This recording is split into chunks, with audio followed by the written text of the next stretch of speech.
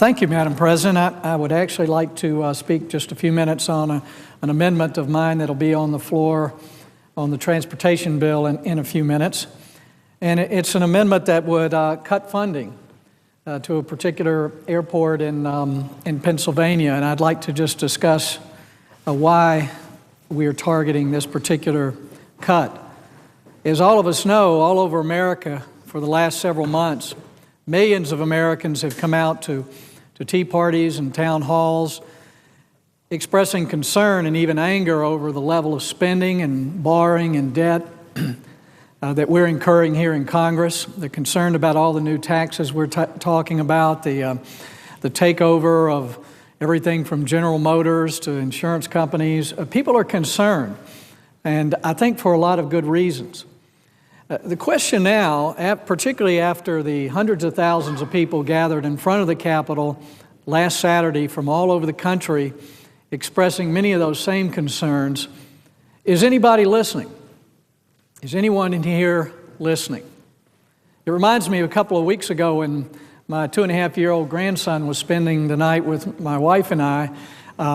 He was sleeping in another room, and we have these intercoms that everyone knows about, and he knows about the intercom and how it works. So when he got up in the morning, as usual, about 6:30 or something, he said, "I'm up.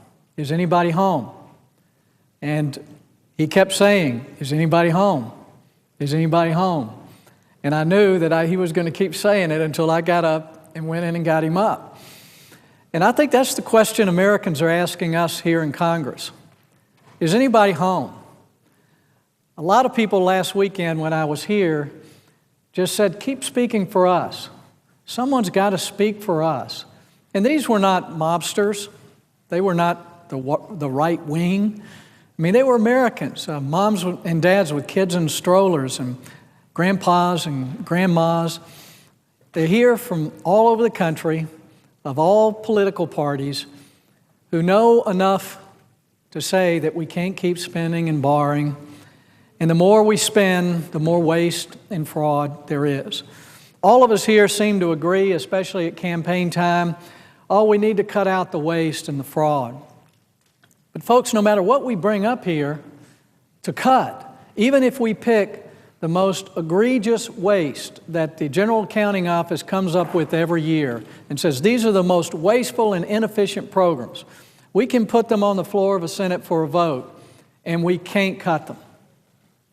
So where do we begin when all we seem to do week after week, month after month, year after year, when all of us come in from all around the country and every problem we see, we have a new government program or an earmark or something that is supposed to fix it? Everything adds to the deficit. We never make those tough decisions about cutting something. My amendment actually cut something, and it was not my invention. I've learned about it over countless television documentaries on the Congressman John Murtha Airport in Johnstown, Pennsylvania, a small airport that over the last 20 years has received $200 million in taxpayer funds. This is an airport that only has 3 flights a day, an average of a total of 20 passengers a day. All of those 3 flights come to Washington, and they're always mostly empty. And the people who buy the tickets spend about the same thing per ticket as the taxpayers subsidize those tickets. Earlier in the year, after we passed the stimulus package, another $800,000 went to this airport to pave an alternate runway that's seldom used. After I brought up this amendment to discontinue funding, and I want to make clear, this is on this bill, the transportation bill. It only discontinues funding for 1 year.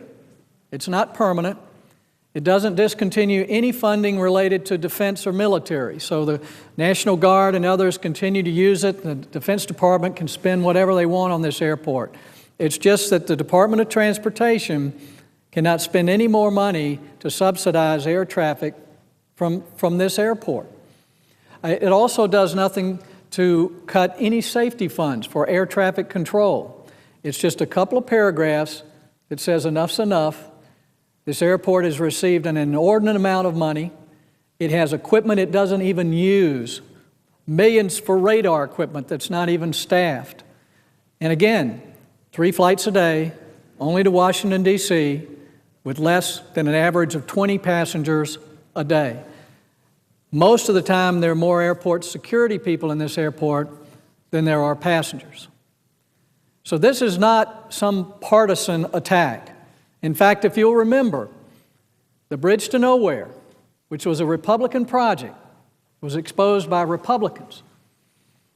And it helped America see an example of waste and abuse here in Washington. That's what this amendment is about. It's not an attack on any party or any state. It's just an example that has been brought to light by countless media sources all over the country of us wasting money, not just one time, but year after year after year. And if my amendment doesn't pass, another $1.5 million of subsidies will go to this one airport because their congressman likes to fly back and forth from a local airport. Many Americans have to drive an hour or two to get to an airport. And folks in Johnstown could drive an hour to Pittsburgh Airport if the tickets were too expensive from Johnstown. This is not a particular attack on a congressman or a state or community. What it is a beginning. It's a demonstration that here in the Senate, we get the message. We're listening. We're actually home. And that we're going to speak for those millions of Americans who say enough's enough.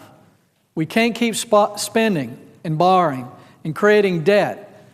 Every dollar we spend here, about half of it now is borrowed. And we're actually on our knees begging to countries like China to loan us some money so we can pay some of the debt that's coming due. Yet we keep creating cash for clunkers and Fannie Travel, which is a travel promotion agency we created a couple of weeks ago. And now we're passing a spending bill, folks, it's about 23% over what it was last year. At a time of down economics, Americans out of jobs, we're increasing spending that much. All we're doing with this amendment is just saying we can make a tough decision. We can begin the process of starting to cut waste and fraud here. But folks, the reason so many people are going to vote against this amendment, there's a code here that I'll support your spending for your state if you'll support mine. And I won't mess with the spending in your state if you won't mess with mine. We've been doing it for years. So we've been adding earmarks and projects in all of our states, supporting each other. And the budget and the spending gets bigger and bigger and bigger. And no one has the courage to say, no, we've got to stop. A few of us did on the Bridge to Nowhere. And thanks to millions of Americans saying, you're right, we were able to stop that one project. But we're still spending like there's no tomorrow. I'm just asking my colleagues to agree. We can cut one thing that's obviously wasteful and unfair. It's not fair to ask taxpayers all over the country to subsidize half of every ticket that's bought in a little airport in Johnstown, Pennsylvania. They're not helping all the other Americans around the country or all the other small airports. Certainly small general aviation airports have gotten federal funds, but nothing to this degree. We're not interfering with the general aviation function of this airport at all, or any military use. We're just going to stop for 1 year subsidizing the tickets and hopefully helping America to focus on part of our problem here. And part of correcting a problem is admitting you have one. I don't think we've done it yet in this Senate. My hope is that in this vote, that a majority of the senators will step up and say, we do have a problem. And this is one amendment where we can show we're beginning to turn around. I'd encourage all my colleagues to vote for this amendment. Just cut funding for 1 year, or at least cut these subsidies, and demonstrate to America that somebody is home. I thank